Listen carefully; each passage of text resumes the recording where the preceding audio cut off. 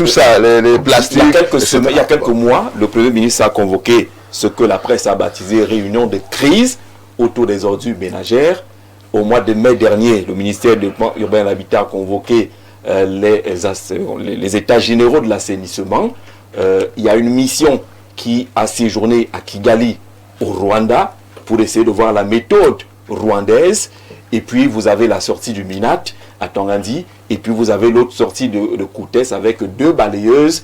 L'État semble se mobiliser pour lutter contre une affaire qui finit par nous narguer. Ce matin encore, on a vu l'état de poubelle partout. On a l'impression que les ordures vous regardent et disent que vous ne valez rien, vous ne pouvez rien. Oui, bien sûr. On est arrivé à l'humiliation. Vous savez, je suis en train de promouvoir l'avènement, à l'occasion des prochaines élections, des listes de candidats qui représentent de nouvelles figures politiques. Parce que le maire de Ngoumou qui est ici et Elundu qui travaille depuis très longtemps sur ces questions, ses préoccupations sont connues, il a écrit plusieurs livres là-dessus, ont révélé qu'il y a un problème d'éducation. Vous ne pouvez pas gérer la question des ordures avec des citoyens qui se sentent libres de se comporter n'importe comment. Parce que la question des ordures ménagères ne relève pas simplement du ramassage. Vous pouvez même avoir des puissants moyens d'enlèvement. Mais si chacun peut créer un dépôt d'ordures où il veut, les moyens d'enlèvement vont être débordés. Comprenez? Quand nous on était petits, chacun avait une petite poubelle en route avec les demi-fûts. Puis, les gens ont commencé à trouver que ces demi-fûts-là, ils peuvent les voler. Ils ont commencé à voler les demi-fûts. Personne n'a rien dit. Et les familles qui avaient ces fûts, ne pouvant plus acheter des fûts parce qu'on les vole, ont commencé à déposer des ordures. Et les sociétés de ramassage des collectivités se sont retrouvées avec un nombre de dépôts d'ordures sauvages qui dépassent les moyens d'enlèvement. Puis Isaac s'est retrouvé dans l'impossibilité d'entrer dans tous les quartiers parce que les routes de quartiers dégradés avec les saisons de pluie respectives et tout ça ne permettent pas aux gros camions d'Isaac d'entrer. Puis on a imaginé qu'on pouvait faire la précollecte avec des petites organisations qui ramassent à l'intérieur pour venir jeter là où Isaac peut amener. Mais est-ce que tout le monde joue à ce jeu? Le vieux conseiller municipal que je suis sait que, eh bien, c'est non. Ça met en cause la question du gouvernement sur la matière de l'éducation. Vous voyez, on essaye de gérer un problème dans lequel l'un des déterminants, c'est l'éducation, et on ne parle pas de l'éducation. Je n'entends pas tous les jours dans les radios, les télés, les responsables de l'éducation, les maires qui parlent aux populations du comportement. J'ai vu à Bonadibon, avant-hier, vendredi, nouvelle route Bonadibon, un grand dépôt d'ordures qui est là depuis, qui s'étend. Mais j'ai vu un nouveau type d'ordures. Les vendeurs de pneus qui sont partout là à Bonadibon, dans la zone de ancien number one, ils estiment maintenant que les pneus qu'ils amènent d'Europe, qu'ils réchappent, qui ne sont pas vendus et dont les stocks commencent à encombrer, ils viennent les décharger dans les décharges d'ordures ménagères. Pour que ce soit Isaac qui les enlève. Vous convenez avec moi que Isaac ne va pas les enlever. Deuxième chose. Est-ce que vous pensez que vous pourrez gérer la ville de Yaoundé et la ville de Douala en 2035, 2040, Si vous laissez croire à tous les Camerounais que tout le monde peut venir à Douala et à Yaoundé sous le prétexte de venir se chercher, on ne peut pas avoir des villes à l'extension indéfinie. On ne peut pas avoir des villes qui se prévalent d'être capables de recevoir tout le monde. Il faut être capable de dire à nos concitoyens et le gouvernement, avec la décentralisation qui risque d'échouer. Parce qu'il ne suffit pas de dire à Bel et Libelobé, il faut créer les conditions d'attractivité dans ces communautés, dans ces territoires. C'est à ça que nous voulons arriver. En disant, vous savez ce que le gouvernement, dans le cadre des compétences transférées aux collectivités territoriales, demande aux communes? La promotion des activités agricoles, pastorales, artisanales, piscicoles, d'intérêt communal, article 156 du Code général. Il faut les moyens pour ça aussi. Promotion, d'accord, mais les moyens qui vont avec. Avez-vous d'abord les hommes qui savent promouvoir ça? Les maires, tous les maires qui sont là, ils sont RDPC à 99%. Le RDPC gère 313 communes. Le RDPC gère 313 communes. Oui. Sur qui 160. ne promeuvent pas les activités. Non, on ne peut pas le dire de façon radicale. Je le dis, je suis dans... Toi, tu regardes ça comme journaliste. Moi, je regarde ça c'est la même chose, non? Non, on ne voit pas la même chose. Les yeux du journaliste et les yeux du politique. Bien sûr. Ah, d'accord. Les yeux du politique regardent si les gens qui deviennent maires se battent pour ça, pour fixer les populations dans leur terroir, pour promouvoir les activités agricoles. Tu connais combien de maires ont promu une coopérative? Tu connais combien de maires ont... Le Code général des collectivités demande aux maires création, aménagement d'espaces publics urbains. Tu connais combien de maires ont aménagé des espaces publics urbains? Le Code général demande création, entretien, gestion des cimetières publics. Tu connais combien de maires ont créé un cimetière? Donc, un cimetière au village. Tu dis que quoi? Des grands villages. Bientôt, on risque à Douala, on enterre déjà les gens sur les autres. Les cimetières de Douala que tu vois. D'accord. Qui on comprend que vous convoquez la responsabilité des élus locaux pour maintenir mais pas sur seulement, place mais pas, les jeunes. Mais pas seulement, laisse-moi chuter. Oui, allez-y, pour la chute. Pour enlever les ordures, il faut une taxe qu'on appelle la taxe de développement local. Est-ce que tous ces gens qui sont à Douala et à Yaoundé payent leur taxe de développement local? Ils ne payent pas. Ils sont à Douala, ils sont à Yaoundé, c'est ça libre de vendre partout, comme Eliou nous disait, que on ne peut pas continuer avec un système où, à 4 h le matin, les camions arrivent des régions de production, déposent les commandes des clients sur les trottoirs, qui viennent ensuite les vendre sur les trottoirs. Est-ce que tous ces gens-là payent les taxes de développement local? Non, ils ne payent pas. Laisse que je vais lire ce que prévoit l'article 85 de la loi portant fiscalité locale. Tu n'as pas de document aujourd'hui, Abel. Je veux qu'ils écoutent et qu'ils sachent que la saleté, comme Elundu dit, c'est eux les responsables de la saleté. Les populations? Oui.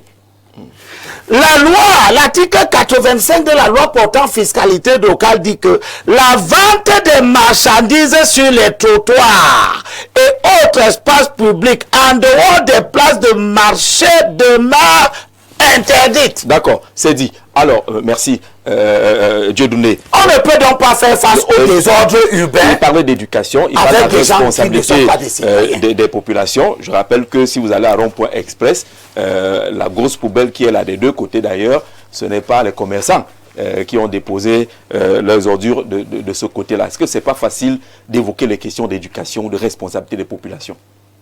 C'est très facile. Surtout quand c'est évoqué par ceux qui gouvernent, c'est une fuite en avant des responsabilités. Parce que ceux qui gouvernent bénéficient de ce qu'on appelle les prérogatives exorbitantes du droit public. ils ont des moyens que le petit citoyen lambda n'a pas.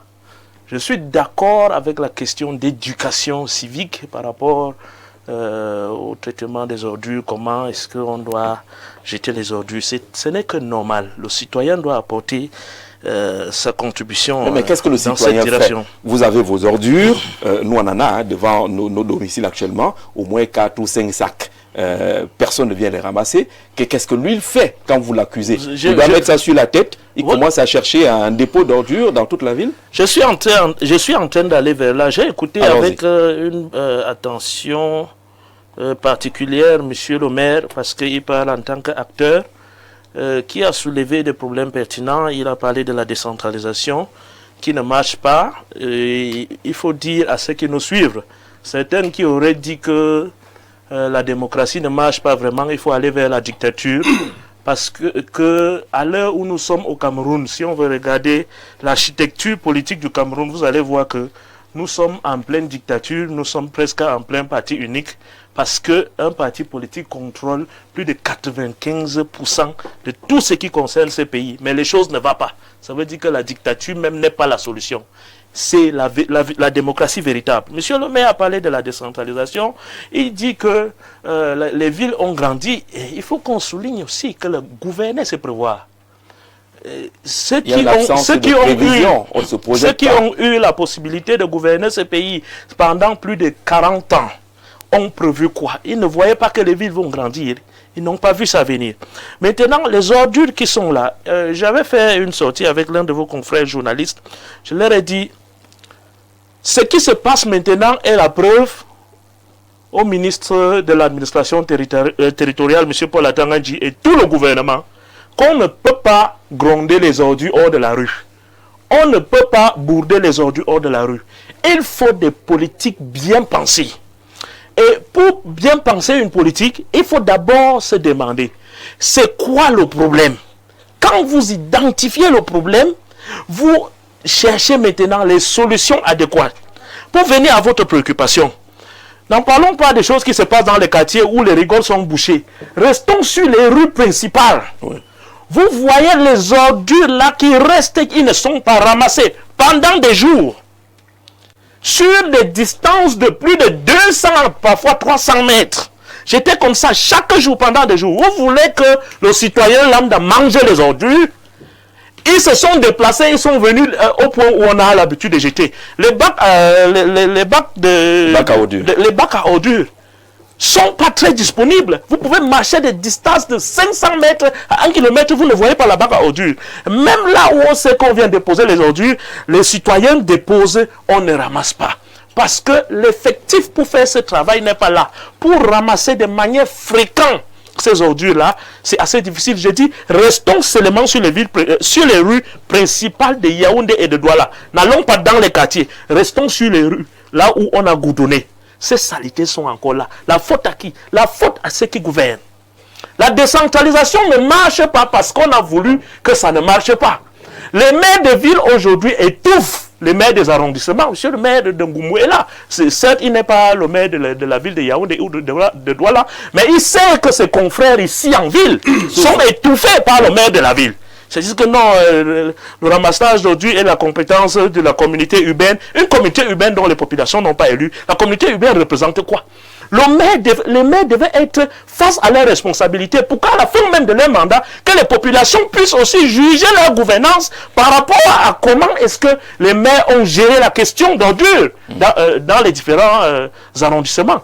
Mais tel n'est pas le cas. Donc, juste pour dire que la question d'ordures est juste une démonstration. Ça dit qu'on prend l'affaire par le mauvais bout. Comment? Est-ce qu'on prend l'affaire par le mauvais bout? On commence par le mauvais côté. Moi, je pense que s'il y avait à commenter la gouvernance en général, on peut dire que soit ceux qui nous gouvernent sont incompétents, soit ils sont méchants. Mais je crois que l'hypothèse de méchanceté est plus probable. Parce que gouverner un pays pendant plus de 40 ans, et qu'à l'heure-ci là, on parle encore de la visite du pape, la conférence des ministres de l'Organisation internationale de commerce et ceci. Et on est dans l'état d'urgence. Tout est urgent dans ce pays. On court, c'est comme si on est sur assistance respiratoire. Ce n'est pas normal. Ce n'est pas normal. Et il faut que ça change. Et je chute par là pour dire, M. Elimbi a dit des choses. concernant des députés. Un des députés du SDF, l'honorable Bénit, qui est du Mungo. Et d'abord, je veux vous féliciter pour les dénonciations que vous faites. Parce qu'elles sont importantes. Tous les Camerounais méritent d'être protégés, allogènes comme autochtones. Tout Camerounais est chez lui, partout où il se trouve. Vous avez fait des dénonciations par rapport aux problèmes fonciers. Ça a été l'une des préoccupations. On va arriver. Ça a été, je finis par là. Ça a été l'une des préoccupations majeures de ce député Bénit, s'il vous plaît. L'une des préoccupations majeures de ce député Bénit, qu'il a toujours soulevé à l'Assemblée nationale. Vous avez répondu. Nous sommes, nous, SDF, nous sommes pour qu'on revoie la loi foncière dans son entièreté, parce que cette loi... Ce n'est pas la thématique de l'année. Ce n'est pas la thématique. On l'a abordé il y a de cela quelques jours. Merci. Les États généraux de l'assainissement du Cameroun ont visé essentiellement à créer une synergie entre les parties prenantes pour analyser les causes de l'insalubrité récurrente en milieu urbain et formuler des solutions durables. Les objectifs étaient justement d'analyser les causes de l'insalubrité. Il fallait identifier les acteurs contribuant à la dégradation de l'environnement urbain, formuler des solutions durables et promouvoir une approche participative et inclusive. Voilà les objectifs des États généraux de l'assainissement. Professeur, ces États généraux se sont tenus. On a entendu parler des moyens qu'il fallait ajouter et que c'était terminé. L'OPM s'est prononcé là-dessus, mais aujourd'hui on a l'impression que les ordures se moquent même des plus hautes autorités du Cameroun. Merci de me donner la parole. La question des ordures est une question importante dans notre société en général et particulièrement dans les grandes villes, même si les villes de taille moyenne et de taille réduite commencent aussi à connaître les mêmes problèmes. Cette question est un défi de civilisation. Comme le disait M. Elundu, malheureusement dans notre société, nous nous sommes habitués à vivre avec la saleté et dans la saleté. Et qui vit avec la saleté et dans la saleté n'est pas seulement sale physiquement, il devient aussi sale mentalement et sale moralement. Donc nous sommes donc dans un contexte où nous nous auto-intoxiquons, nous nous auto-empoisonnons aussi bien notre corps que notre esprit. Il faut donc se mettre dans une orientation de désintoxication, de dépollution. Et on a également évoqué aussi bien M. Elundu que M. Limbi Lobé et M. Chi. On a également évoqué la question de l'éducation. Effectivement, l'éducation est fondamentale dans ces deux dimensions. La dimension familiale, communautaire et privée, et puis la dimension citoyenne et républicaine. Cette éducation doit évidemment commencer dans les familles, parce que les familles, dans la quasi-totalité des sociétés humaines, restent les cellules de souche de l'organisation sociale. Il n'y a pas de société qui vive sans structure familiale, même les sociétés les plus relâchées, comme les sociétés nomades, où il y a par exemple des déplacements d'une partie de la population, notamment des mâles qui vont ailleurs et laissent le reste des familles de l'autre côté. L'éducation républicaine et qui commence donc au niveau local, d'où nous devons vraiment prendre au sérieux la décentralisation. Et je suis tout à fait d'accord avec ce que M. Elimbi Lobé dit. Tant que nous ne prendrons pas au sérieux la décentralisation, et ça ce n'est pas seulement l'affaire de l'État, c'est là où je suis en désaccord avec M. Chi, c'est l'affaire de tout le monde. Il n'y aura pas de démocratie sérieuse. La démocratie n'a de sens que quand elle est ancrée profondément au niveau de la communauté. Soit vous faites donc une démocratie qui est purement dans les cieux et dans les sommets, soit vous faites une démocratie qui est au milieu mais qui ne repose sur rien. La démocratie n'est solide que si elle part de la communauté, depuis les villages jusqu'au quartier. Et c'est là où justement, parce qu'il y a un sérieux problème de civisme qui complique beaucoup cette histoire de gestion des déchets. Parce que les Camerounais se plaignent. Oh, Douala est sale, Yaoundé est sale. D'accord. Oh, l'État ne fait pas assez, que ce soit l'État central, que l'État-collectivité locale, dans une certaine mesure, mais c'est aussi parce qu'ils ne voient pas les contraintes qui se posent à ce niveau. Mais eux-mêmes, les citoyens, qu'est-ce qu'ils font? Est-ce qu'ils ont un comportement qui contribue au moins à réduire les problèmes de déchets? Et puis, il faut donc maintenant, à partir de l'éducation, montrer que ce qui est important, c'est qu'on comprenne qu'on est dans un cycle. On est dans une logique cyclique et circulaire, d'où l'importance de ce qu'on a appelé désormais l'économie circulaire. Ça veut dire qu'il y a une partie des déchets qui peuvent être recyclés, qui peuvent être transformés. On peut transformer ces déchets en électricité par des méthodes organisées d'incinération.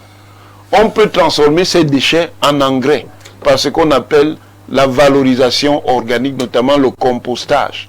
On peut transformer ces déchets en d'autres ressources. On peut les transformer en pavés pour faire des routes. On peut les transformer en papier.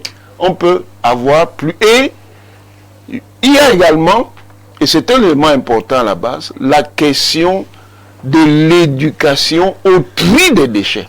Parce que le désordre... Mais là, la question, professeur, je m'excuse. Oui. Mais là, la question est celle de la vision de l'État. On le fait ailleurs. Oui. Ça se fait déjà oui. ailleurs. Ce n'est pas seulement l'affaire de l'État. Ce qu'on doit simplement dire. Sont seulement ce n'est pas, ce n'est pas simplement. Aller les enfouir quelque part. Ce n'est pas simplement l'affaire de l'État. Oui. Mais là où vous avez raison, c'est que l'État doit justement éclairer les citoyens sur l'importance de tout cela. Parce que tout le chaos, entre guillemets, commence dans le mélange de différents types d'ordures. Et ça a des conséquences au niveau physique, c'est que ça accélère la pollution parce que les interactions entre ces différents types d'ordures créent beaucoup de problèmes. Donc il faut déjà trier. Maintenant, en raison de notre organisation urbaine qui est enlacée, qui est entrecroisée, les services en charge de ça ne peuvent pas rentrer au fond des quartiers. Pas du tout. Pas de servitude. Voilà. Parce qu'il y a justement ce problème de servitude. Donc, il faut à la fois développer des méthodes porte à porte quand c'est accessible, et maintenant des méthodes communautaires qui supposent que et les communes et les associations aillent au cœur des quartiers et sensibilisent les gens sur la nécessité de faire ce tri. Et puis donc aussi les questions de collecte et les questions de recyclage. Bon, on peut être plus long, mais... D'accord, on a compris l'essentiel. Alors, le ministre Atangandi intervient avec l'opération Yaoundé Ville Propre. Il dit que c'est une instruction du président de la République. Il y a un autre ministre qui intervient en disant Yaoundé Cœur de Ville. C'est également une instruction du président de la République. Il y en a qui distribuent les râteaux. Mais ça doit être coordonné. Il y a quelqu'un d'autre qui apparaît avec deux balayeuses. Du jour au lendemain, deux balayeuses apparaissent. Il y a une sorte de cacophonie quand même autour des ordures. Ce que le maire a reproché comme étant une mauvaise méthodologie, monsieur le maire.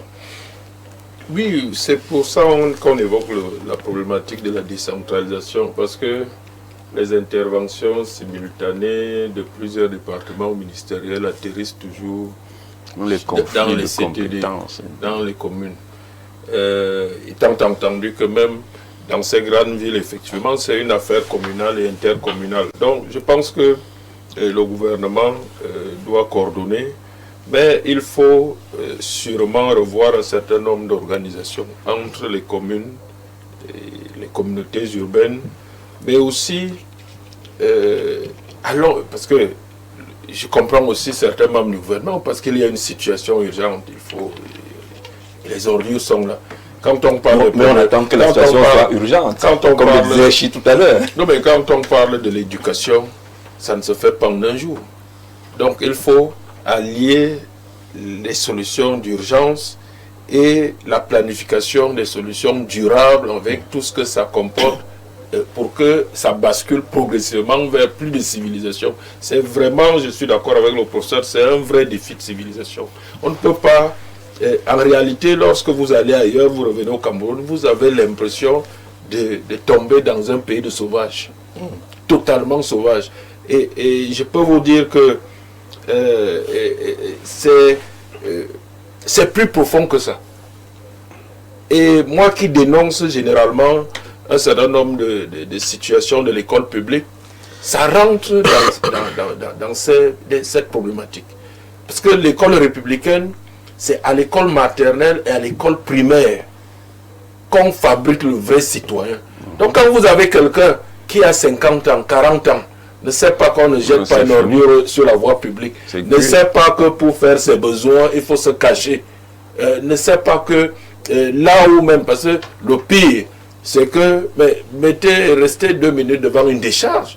La décharge est en même temps l'urinoir pour toutes les populations. Vous ne savez même pas d'où. Parce qu'on ne l'a pas proposé. On ne l'a pas proposé un espace là où on peut aller uriner. Je veux dire, monsieur, qu'est-ce qu'il fait? Monsieur Jean-Jacques, vous et moi, vous pensez que je vais sortir de ma voiture, aller me placer devant une décharge d'ordures pour faire pipi? Qu'est-ce qu'il fait? Non, mais ça veut dire que lui, les toilettes publiques. Alors, je suis d'accord, mais ça veut dire que. Ça veut dire que vous pensez qu'il y a des toilettes. Vous êtes allé à Paris, vous avez vu les toilettes publiques. Vous avez remarqué qu'il y en avait. Est-ce que vous pouvez rester 10 ans en France, vous ne verrez jamais quelqu'un en train de faire pipi en route. Mais vous pensez qu'ils n'ont pas les mêmes besoins naturels que nous. Donc, la première chose qu'il faut constater, c'est que vous avez des gens à 20, 30, 40, 50 ans, avec des cheveux blancs comme mon oncle, comme ça, qui ne sont pas conscients d'une vie dans une société, qui n'ont aucune conscience de ce que nous appelons, nous ici, civilisation. C'est ça le problème. Mais le piège, piège de cette population, monsieur le maire, même s'il faut aller chercher les toilettes publiques, il va falloir vous déplacer. Non, mais vous n'allez pas vous en sortir dans un taxi. Il y a eu un délégué de gouvernement à Douala qui s'est employé à construire des toilettes publiques dans des lieux les plus publics. Allez voir ce que ces toilettes publiques sont devenues. C'est ce que je... Au rond-point d'Ado, il y a des toilettes publiques qui sont devenues des comptoirs commerciaux. Toilettes publiques payantes. Non, je peux vous dire toilettes publiques ou payantes. Toilettes publiques ou pas, ce n'est pas une raison pour qu'au boulevard du 20 mai, quelqu'un ouvre son pantalon. Ce n'est pas une raison pour passer un message. Non mais, ce n'est pas un problème de message, c'est un problème de vie sauvage. C'est un sauvage. C'est un sauvage. Un étranger qui le voit. Mais je peux vous dire, allez au Rwanda. Vous allez rester sur le Rwanda. On a créé les Rwanda. Mais je peux vous dire que si vous allez au Rwanda, faites l'expérience, faites pipi en route, vous verrez ce qui va vous arriver. C'est la prison. Et donc moi je pense qu'il y a effectivement un sérieux problème d'autorité de l'État. Là je suis d'accord. Il y a un sérieux problème d'autorité de l'État. C'est quoi l'autorité de l'État? Et moi qui suis maire, je me pose cette question de plus en plus. Si le Rwanda l'a fait, par la répression, avant la répression, monsieur le maire, avant la répression, il faut quand même installer un cadre. Il faut des préalables. Quel cadre? Vous voulez quel cadre? Monsieur le maire, si vous êtes à la poste centrale, vous avez un besoin, vous faites comment? Il y en a des toilettes publiques à la poste centrale. Vous n'avez pas la cathédrale là? Oui, il y en a. Il y en a même qui sont payants sous la cathédrale. Il y en a. Moi, j'ai 3 toilettes publiques au Carrefour devant ma mairie. Oui. Je peux vous dire, chaque jour, je verbalise certains, parce que quand c'est devant moi, je verbalise. Mais chaque jour, puis vous voyez même des enseignants. J'ai verbalisé un instituteur. J'ai dit, mais lorsque vous organisez, je reçois le 20 mai, le 11 février, j'ai pris sur moi de recevoir tous les jeunes défilant les élèves. Alors, j'essaye de mettre des poubelles parce qu'ils reçoivent des sandwichs, des jus. J'ai dit, bon, essayez de les sensibiliser, de ne rien jeter au sol. Mais quand vous arrivez là où ils sont, bon, quand on insiste, il y en a moins qui jettent. Mais je prête une salle de classe à leurs enseignants pour organiser une cérémonie. Je vais retrouver ceux qui sont censés les former. Ils ont tout jeté au sol. Ceux qui enseignent ces enfants. Vous organisez une fête chez vous, des funérailles. Quand vous revenez le lendemain, c'est comme si c'est un champ de guerre. J'ai même vu, ici à Yaoundé, une grande cérémonie. Les gens en costume, cravate, des dames bien habillées, autour d'une piscine de mariage que j'ai célébré moi-même. Et on a pris le vin d'honneur autour de la piscine. J'ai vu des gens, ils boivent un jus, ils jettent la bouteille plastique. On se dit, mais monsieur, d'accord. On est d'accord là-dessus, la question d'éducation. Et c'est pour vous dire que le mal est profond. Le mal est profond, mais il y a avant la démocratie. C'est aussi le sens que nous donnons à l'autorité dans la démocratie. Nous sommes ici à Yaoundé 3. Alors, le maire a fait déguerpir un marché sauvage qui était d'ailleurs organisé par la présidente de Bayam Salam, qu'on reçoit, qui soit invité au palais. Et vous avez vu le bordel qu'il y avait à cet endroit. Et les voitures ne passaient même plus, les ordures, on ne savait pas qu'il era. Mais c'est propre maintenant. Mais vous avez vu tout ce que le maire de Yaoundé 3 a subi. Pourtant, nous circulons mieux là-bas maintenant et c'est propre. Mais on pense que le désordre, la saleté, ce sont des droits démocratiques. D'accord. La liberté de faire ce qu'on veut. Sous l'autorité, le régime autoritaire du président Naïdjo, jamais, c'était de la dictature, mais on n'aurait jamais vu quelqu'un ivre en route, on n'aurait jamais vu quelqu'un faire pipi en route, on n'aurait jamais vu quelqu'un jeter les ordures en route comme il veut. D'accord, merci. Merci, monsieur le maire. Donc c'est le sens de l'autorité en démocratie qu'il faut voir. Bonjour, monsieur le maire. Bonjour au panel. Le problème de la gestion des ordures est la même question que celle de l'électricité. Isaac est assez outillé pour la gestion des déchets sur toute la chaîne de valeur. Isaac travaille dans plusieurs pays africains et a une expertise avérée. Comment cette entreprise peut se déployer si ses factures ne sont pas payées? Si Isaac est payé, le problème sera réglé. Dans le débat sur l'éducation des populations et leur incivisme peut être pertinent, mais c'est une distraction. On peut résoudre par la répression financière, etc. Ça, c'est le lobby. On n'en a rien à faire. Les factures, Isaac ne peut même pas s'en sortir pour le ramassage des ordures. D'accord.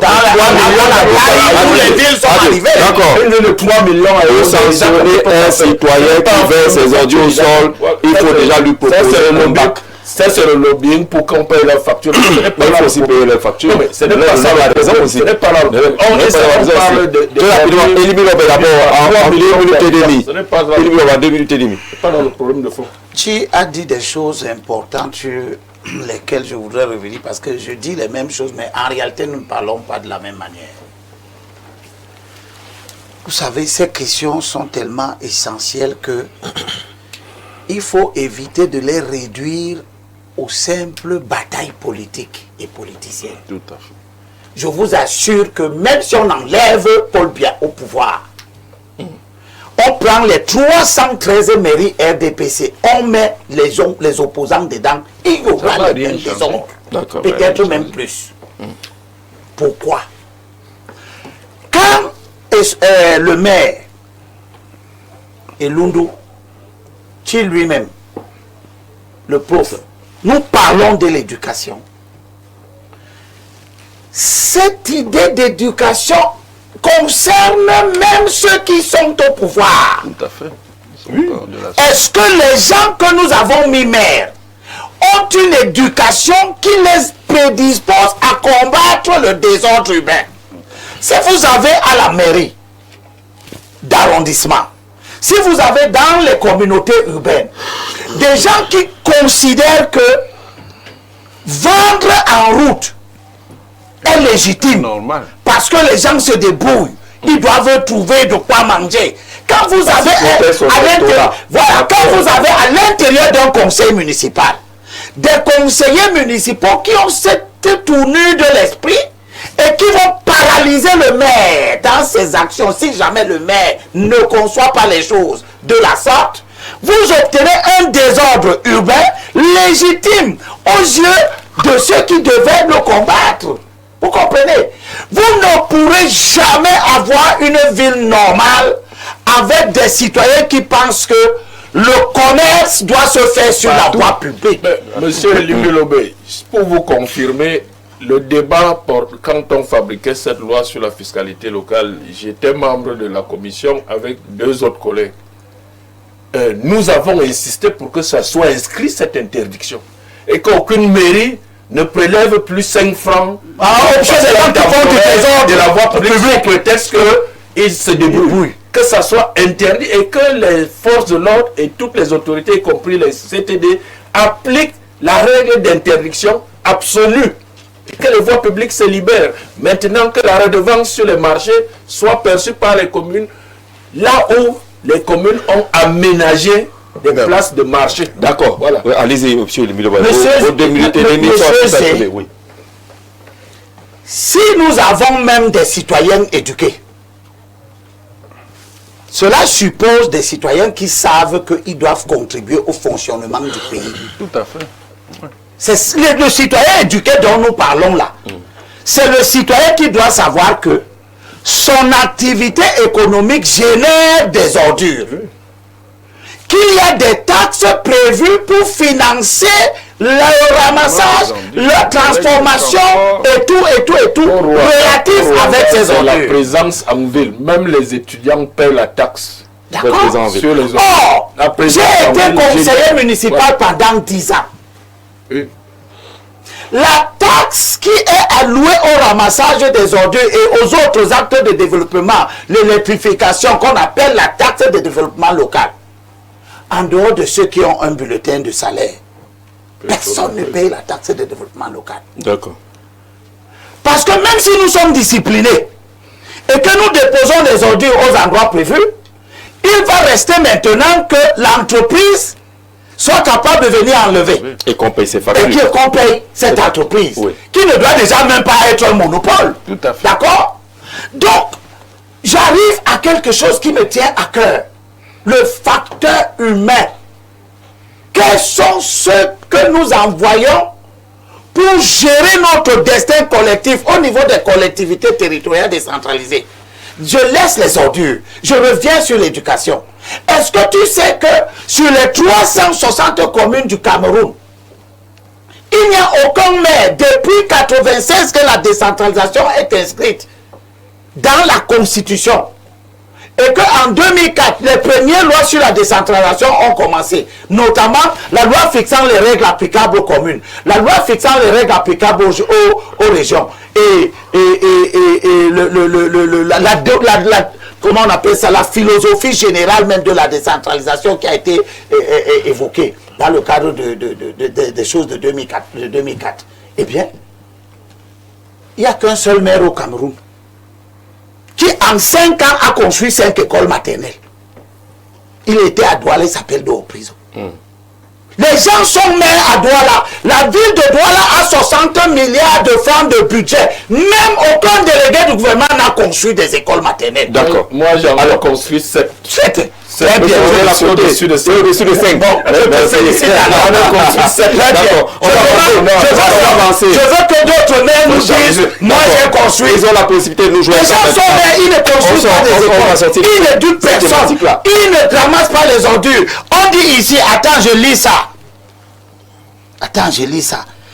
L'aménagement et la viabilisation des espaces habitables. Si vous avez une ville où on n'aménage rien, ça veut dire que vous n'aurez pas de servitude. Oui. Vous n'aurez pas de routes où les amasseurs d'ordures peuvent passer, etc., etc. Les maires n'aménagent rien. D'accord, on a compris Les cela. gens sont maires, 15 ans. Joseph Marie. Quelqu'un a dit, je termine. Dis-moi un peu. Un maire qui est maire. On va vous recevoir. On va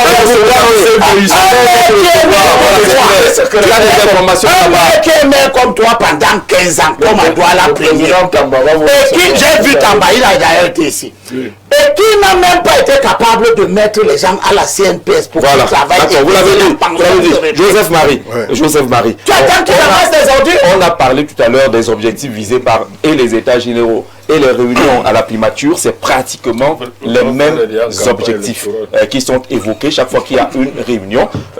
Mais sur le terrain, rien n'avance. Est-ce qu'on est finalement d'accord que ce qui se passe là, au niveau des instances gouvernantes, malgré les expériences qui sont allées chercher au Rwanda, c'est le maire cité local. C'est même pas nécessaire d'aller au Rwanda. Il y a une délégation ministérielle en tout cas qui a séjourné au Rwanda pour aller faire même faire le copier-coller, on ne réussit pas. Vous me donnez l'occasion quand même de revenir sur... il y a mon frère Limbi qui a évoqué le maire de Douala Premier. Jean-Jacques Lengue Malapa. Qui est un ancien basketteur comme moi. Ah, Lengue Malapa. Oui. Et je pense qu'il aurait mieux fait d'aller chercher sa place à la NBA. Et qui a été...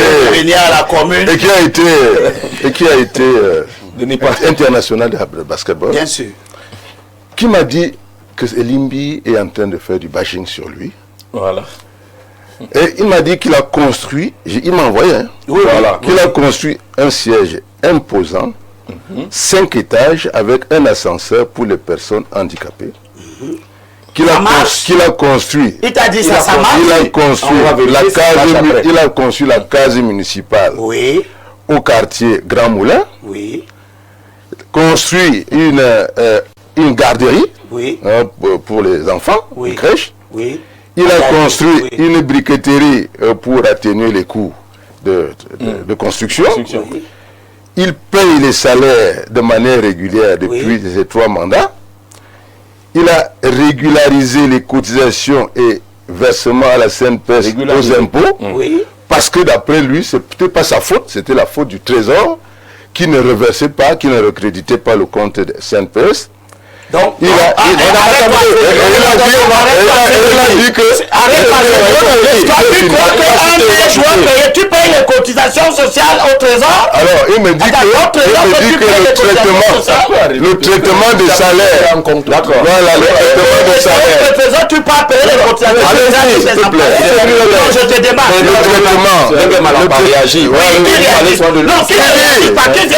Le traitement des salaires, il se fait de telle manière que c'est le Trésor qui vire les salaires, qui vire les impôts et qui vire à la CNPS. Donc Mogazé apprend que si les employés de Douala Premier n'ont pas leur pension,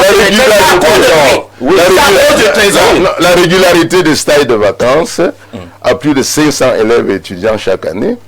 Extension des écoles maternelles municipales de 5 à 7. De 5 à 7. Il a trouvé 5 à 7. Il a 15 ans. Il a 15 ans. En fonction du besoin. Oui, non, mettre la sur les écoles. C'est pour ça que je parle du écoles maternelles. Dont l'une a été détruite parce qu'il est parti la construire à l'intérieur du parc. Vous comprenez que si vous avez un contrat en 100 ans, vous n'aurez même pas une salle de construction et pavage des routes pour le désenclavement de certains quartiers, Séquet, Bonatiki, etc. Éclairage public solaire dans plusieurs quartiers de la ville, etc. C'est vraiment du n'importe quoi. Voilà, ça c'est. Vous êtes posé. Je veux dire que.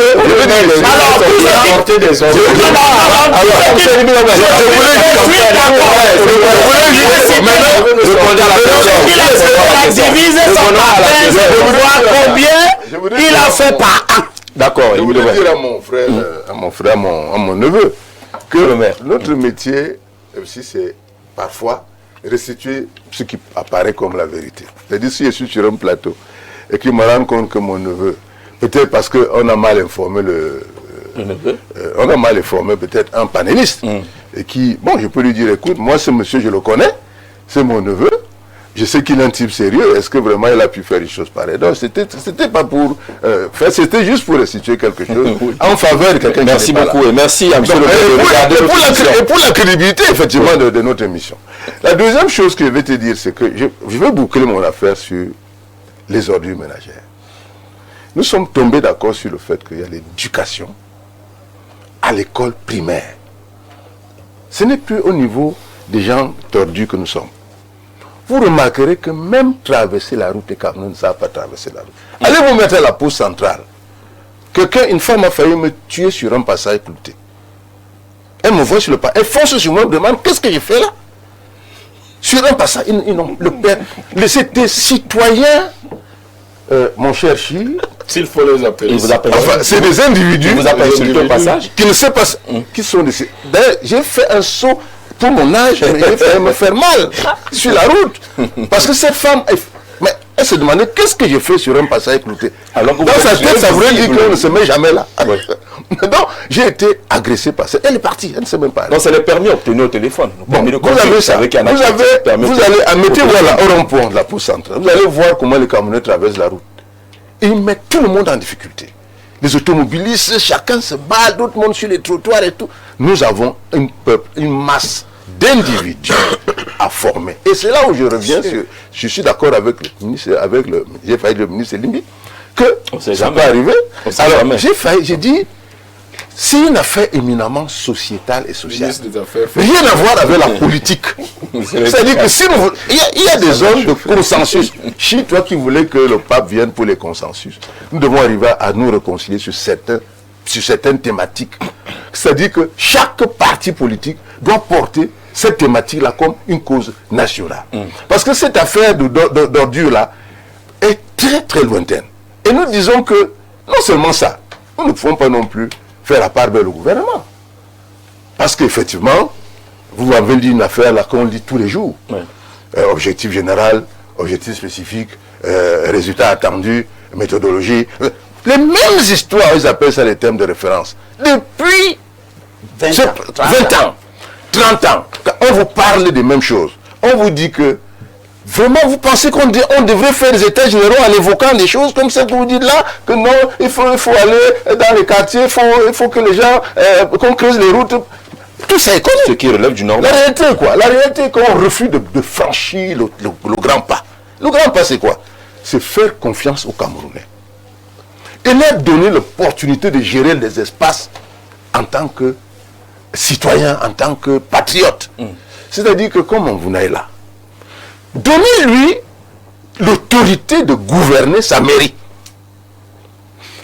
Vous avez une ville comme Yaoundé. Moi, j'ai vu des batailles ici où le maire central s'en va casser des petites boutiques à Yaoundé 6e. Je dis, mais qu'est-ce qu'il va chercher là-bas?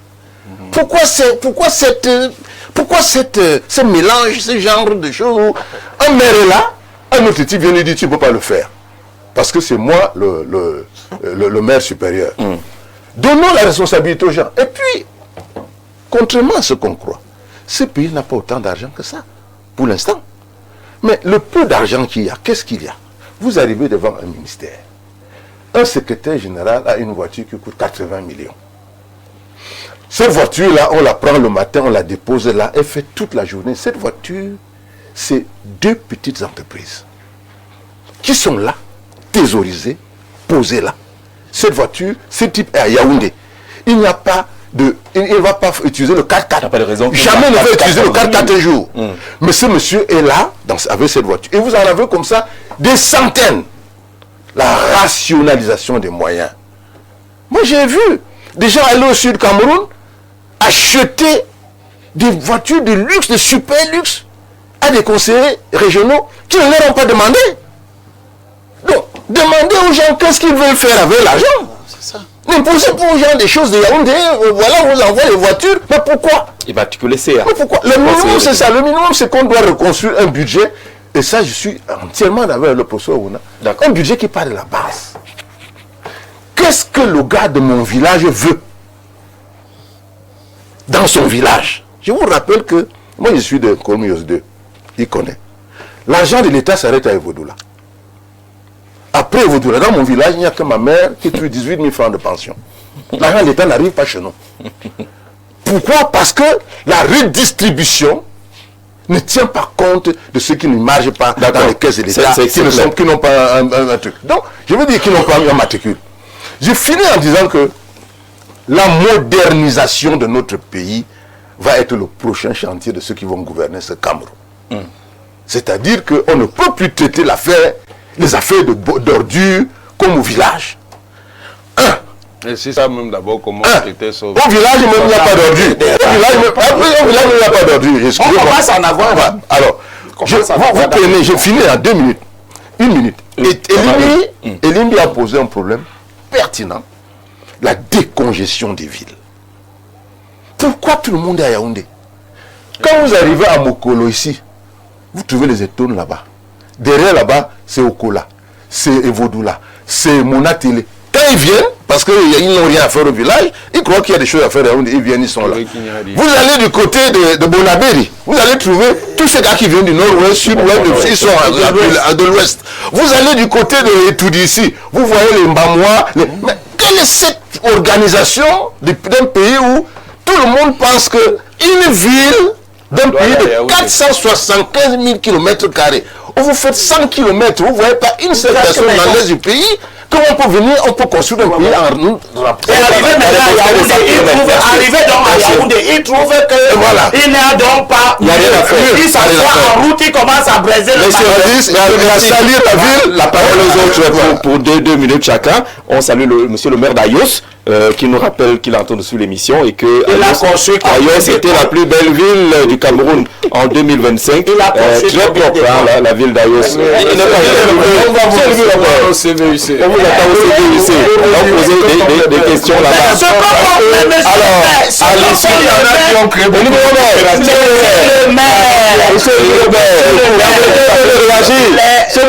oui. Permettez aux autres de réagir. Oui, je si chacun maire envoie son bilan. Il faut qu'ils viennent à la télé pour le dire qu'ils n'ont rien fait. Parce que si c'est que les maires vous qui les appelez à la télé, ils sont obligés de réagir. On vous appelle. On vous appelle au CVUC. D'accord. Quand quelqu'un me dit qu'il a construit 2 écoles merci, merci, monsieur. Ça veut dire qu'on doit la merci beaucoup. Bonjour à l'issue de la tenue. S'il te plaît, Olivier. Merci. À l'issue de la tenue des États généraux, Olivier. La campagne arrive. Gardez les arguments. Non, j'ai appris qu'il a dit qu'il ne va plus. D'accord. À l'issue de la tenue des États généraux sur la gestion des ressources des déchets, il y a eu des résolutions à court, moyen et long terme. S'agissant de leur mise en œuvre à court terme, les centres de regroupement des ordures sont en train d'être construits dans les 7 arrondissements de Yaoundé. Première chose, qui recevront ces centres de regroupement des ordures, les ordures déjà triées dans les ménages à moyen et à long terme. Plusieurs OMU ont été signés entre les entreprises nationales et internationales et l'État pour la transformation des ordures, pour en faire des ressources et d'énergie. Tout ceci devant nous conduire à l'énergie circulaire. Pour ceux qui se demandaient où sont les résolutions des États généraux sur la gestion des déchets et l'assainissement. C'est toujours bon. L'ordure n'a pas besoin d'États généraux. On sait ce qu'il faut faire. Alors, est-ce qu'on sait finalement ce qu'il faut faire justement pour rebondir sur ce qu'Elimbi Lobé est en train de dire? Tout un premier ministre a rassemblé tous les acteurs du secteur. On a dit qu'il fallait une 20aine de milliards pour régler cette affaire-là. Est-ce que c'est finalement une question de moyens ou une question de méthodologie, comme M. le maire a dit? Tout ce qui est dit ici souligne le fait que la gouvernance générale du Cameroun n'est pas fonctionnelle. Fonctionnelle en quoi? C'est-à-dire, elle n'est pas capable de permettre à ce que le petit citoyen lambda s'épanouisse bien dans son pays. C'est très facile d'évoquer la responsabilité qui incombe aux citoyens, ceci, cela, tout en ne pas sans oublier le fait que quand on parle de l'éducation, la politique éducative est mise en place par une certaine autorité. Naturellement. Si ça ne marche donc pas au niveau de l'éducation, ça veut dire que le politique a échoué. C'est là-bas voilà pourquoi je voulais dire au grand frère, à mon père Lundu. Je ne peux pas accompagner ce que tu es en train de dire. On a retiré l'instruction civique à l'école qui vous apprenait le B.A.B.A. comment vivre, comment traverser la route. Comment qui ont fait l'instruction civique et qui jettent les ordures aujourd'hui. Ah d'accord, ça c'est bien. C'est bien envoyé ça. Donc, pour dire à mon père Joseph-Marie Elou que tout est politique. Si la politique n'est pas tout, la politique est dans tout. Voilà. La gestion des ordures est d'abord une affaire politique. Celui qui était censé éduquer les Camerounais ne fait pas son travail. Celui qui était censé éduquer les Camerounais, non pas seulement en créant des programmes d'instruction à l'école, a mal éduqué le Camerounais à travers le mauvais exemple. Le monsieur le maire il a évoqué ce qu'on peut représenter ça comme le laisser-faire, un leadership de laisser-faire. Donc vraiment le Cameroun a l'apparence d'un pays sauvage. Oui. Ça veut donc dire que ceux qui dirigent le Cameroun sont les sauvages. Ils sont sauvages dans la manière, ils sont en train de gérer le Cameroun. Le laisser-faire est pratiqué par qui? Par ceux qui gouvernent, par le RDPC qui est en train de gouverner. Il va vous dire tout. Il dit que vraiment, il faut qu'on arrête quelqu'un qui fait pipi. Dès qu'on voit qu'il fait pipi là, comme ça se passe au Rwanda, il est en prison. Ah, ceux qui détournent là, on voit que les gens ont détourné les milliards pendant des années. On va retrouver ça que des années après. Pourquoi est-ce que quand quelqu'un est au bureau, dès qu'il détourne, on ne l'arrête pas, on le met en prison? Aujourd'hui, on est là. Qui fait pipi on est là, s'il vous plaît, on est là. dans un pays où le conseil supérieur de magistrature n'a pas tenu pendant près de 6 ans. On a arrêté qui? On a mis où? On est là dans un pays où l'article 66 demande la déclaration de biens. On a arrêté qui? On a mis où? Donc, ce n'est pas, s'il vous plaît, monsieur le maire, c'est que vous avez pratiqué, vous avez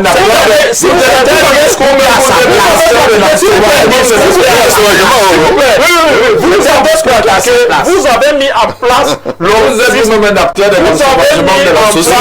est-ce que je peux parler ce discours? Vous avez mis en place le système de leadership, le type de leadership qu'on appelle le laisser-faire. C'est qui vous préoccupe. La seule chose, là où vous ne laissez pas faire, c'est quand ça vient au niveau où on doit vous remplacer démocratiquement. Vous ne laissez pas faire là-bas. Vous êtes trop fort là-bas au point où, quand quelqu'un déclare qu'il a volé les élections, il a donné à Paul Biya, on ne le dérange pas. Celui-là, il est sain parce qu'il a dit qu'il a volé pour Paul Biya. Mais si l'autre personne dit que quelqu'un qui n'est pas Paul Biya a gagné les élections, celui-là, il doit aller en prison. C'est là votre préoccupation. Et vous êtes dans la posture très difficile aujourd'hui en tant que maire issu du RDPC qui gouverne à 95% le Cameroun pour faire ces dénonciations parce que vous êtes coupable. Le système dans lequel vous appartenez, qui a gouverné le Cameroun pendant plus de 43 ans, est coupable de tout ça. Et la solution envisageable, nous avons parlé ici, il faut que les gens se développent pour que les gens restent au village. Pour que les gens se développent, pour que les gens restent au village, il faut que le pouvoir soit à la base. Et le système qui amène le pouvoir à la base, c'est le fédéralisme. Pour que les maires, comme monsieur le maire là, que vous soyez un souverain local, que vous n'ayez même pas le préfet qui va vous commander. C'est clair. Que les maires qui sont même pas les délégués du gouvernement. Merci. Pour qu'on développe à la base et que les populations puissent rester à la base. Votre position est passée. On boucle avec le professeur. On boucle avec les 2 minutes et demie du professeur sur cette question. J'ai envie de demander au professeur. S'il vous plaît, non, s'il vous plaît. Après, j'ai envie de demander au professeur, on fait alors comment dans cette affaire-là? Tout le monde s'y est essayé. Pratiquement tout le monde s'est brûlé. Il n'y a que le chef de l'État qui n'a peut-être pas encore tenu un conseil de ministres. Les ordures. On est encore dans les ordures. On n'était pas dans le fédéralisme. Vraiment, c'est là. Le discours de Je crois que, en fait, il faut faire preuve de bonne volonté et comprendre que c'est une question collective dans laquelle chacun a son rôle à jouer. L'État doit donner les messages et les instructions pour qu'il y ait la propreté. Maintenant, les collectivités territoriales décentralisées doivent pouvoir le traduire sur le terrain. Il faut qu'elles aient les moyens pour que cela se fasse. Mais elles ne peuvent pas le faire sans concertation avec les habitants des cités, avec les citoyens et les citadins. Et il faut beaucoup impliquer tous les acteurs, aussi bien les associations que les communautés. Parce que s'il n'y a pas une action en direction des associations et des communautés, on ne peut rien faire parce que c'est eux qui constituent le socle. Et enfin, les acteurs formels doivent être inscrits dans une compétition réglée. Ça veut dire par exemple que pour la question du traitement des déchets, on ne peut pas laisser ça à des monopoles. Il faut qu'il y ait une dimension concurrentielle dans les grandes villes pour que le service puisse éventuellement changer quand les collectivités territoriales et puis les résidents des différentes communes ne sont pas satisfaits. Merci beaucoup d'avoir abordé cette question. Vous verrez qu'on ne va pas trop s'éloigner. Ouais. Le ministre délégué à la présidence de la République chargé du contrôle supérieur de l'État, Rose Achafou-Mndam, a publié un communiqué, c'était le 9 mars 2026, invitant plusieurs personnalités administratives et représentants d'entreprises à se présenter dans ces services pour une affaire urgente les concernant. Selon le communiqué, les personnes concernées sont attendues au plus tard le 17 mars. Nous sommes le 15 aujourd'hui, au plus tard donc mardi dans les services du contrôle supérieur de l'État à Yaoundé en face du parquet. La liste de ces personnes convoquées comprend d'anciens responsables de l'administration publique, notamment dans les secteurs de l'éducation de base, des travaux publics, des marchés publics et des affaires foncières, un domaine que Elimbi Lobé maîtrise. Plusieurs représentants d'entreprises représentante de l'État figure également parmi les personnes concernées. Quelques noms sont d'ailleurs cités, qui étaient anciens délégués, soit régionaux, départementaux de ces secteurs d'activité. Et puis, les entreprises telles qu'établissement Ecodis Cameroun, établissement Zahan, établissement Soufrelec, établissement DA Business, également a tendu la liste de toutes ces personnalités rendues publiques, une quinzaine de personnes à peu près. Sur la forme de ce communiqué, Joseph-Marie Elundu, publier ce communiqué peut laisser penser qu'on est peut-être en train de rentrer à l'opération Épervier, ou alors l'opération Épervier reprend vie dans notre pays, peut-être conformément aux engagements pris par le chef de l'État dans son discours d'investiture, ou le discours à la nation le 31 décembre dernier. La lutte contre la corruption devrait reprendre, reprendre entre guillemets. Voyez-vous,